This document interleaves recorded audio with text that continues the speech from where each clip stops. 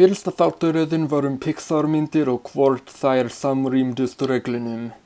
Þessi þáttaröð verður íslenskar myndir eins og leikrit, kvikmyndir, sjónvarpsþættir og allt annað sem ég get fundið. Öll myndbönd verða á íslensku með íslenskum og enskum textum. Allir mega leiðrétta málfræðina mína í ummælunum fyrir neðan. Þessi þáttaröð mun ekki hafa reglulega útgáfuáætlun. 2 myndbönd munu gefast út þann 20. september og þann 4. október árið 2021, en eftir það eru engin myndbönd ráðgerð. Hérna listi yfir reglurnar þýddur á íslensku eftir mig.